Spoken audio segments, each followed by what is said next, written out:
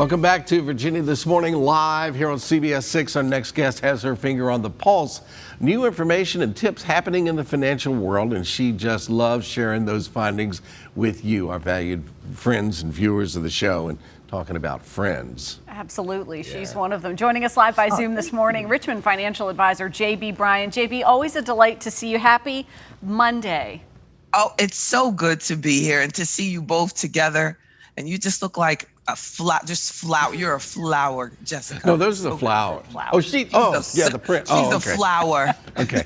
It's early in the day. I still smell like a flower, too. Yes, you are. It smells like a flower. It's awesome to see, JB. This is a really important conversation. When we started this at the beginning of the show and said you'd be talking with us about banking fees, this is something that what is it, butters my grits? No, that would be happy. How do we say this the best way? Makes me mad. Makes me mad when these sneak up. So, and sneak is the key word there, because a lot of times we don't even know they're there, and then you get a statement, and you're like, well, what's that for? Right. I didn't do anything. That's right. Yeah.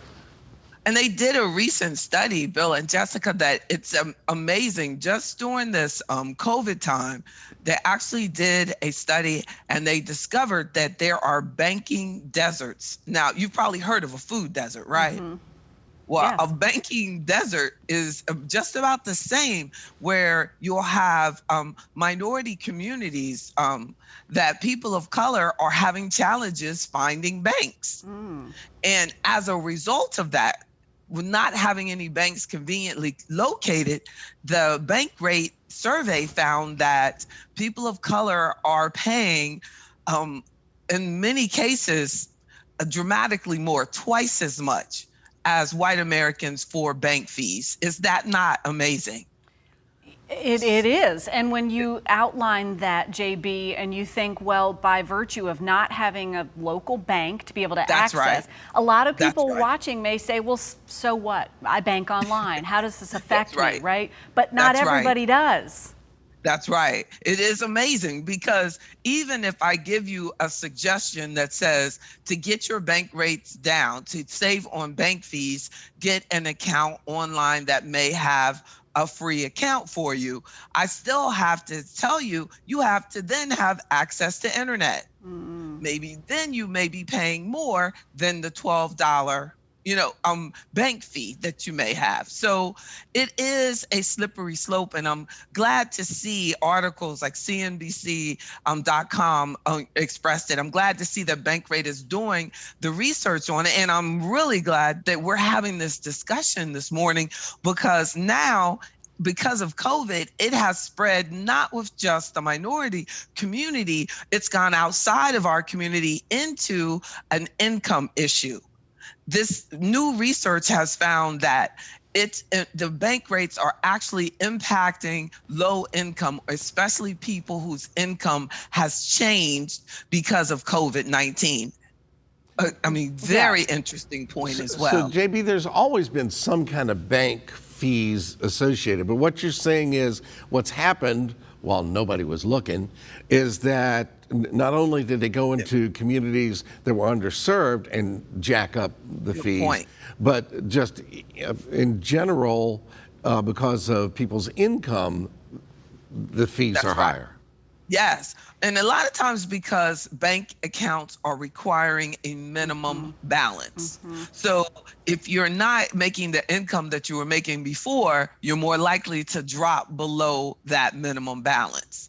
And so I think that we have an extra challenge when your income has changed. You have an extra challenge when you live in a neighborhood that has expensive ATMs available for you, but not an actual branch.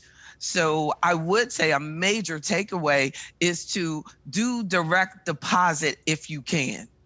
I believe that, and I do believe that this has, when you look at the research, it will show that a Black person is less likely to have a bank account.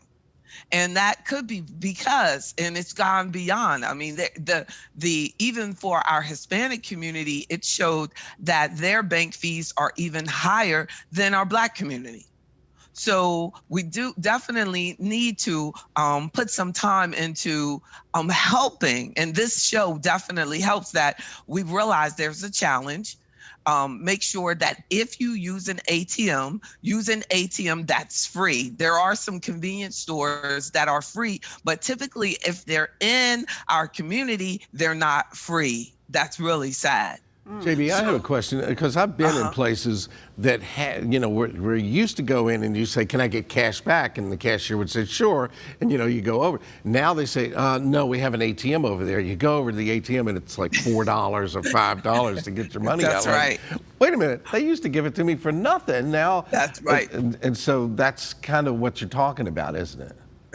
A lady told me the other day. She said, my account now has where you can actually call and get customer service for $10 a month. I said, you realize that used to be free. You realize that they're doing a great job on marketing that used to be a free service. Now you are paying for customer service. For $10 a month.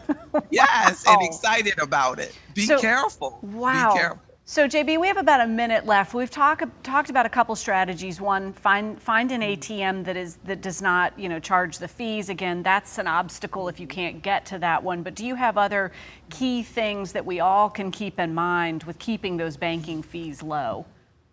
Become more comfortable with doing things online so that you can check your email, and so that if you do have a bank account, which is very helpful, make sure that it sends you emails. Make sure you set up for the app on your phone from your bank account that will send you an alert that if you're going below a set balance, that you get a trigger so that you can correct it if you can, so that you can avoid additional fees.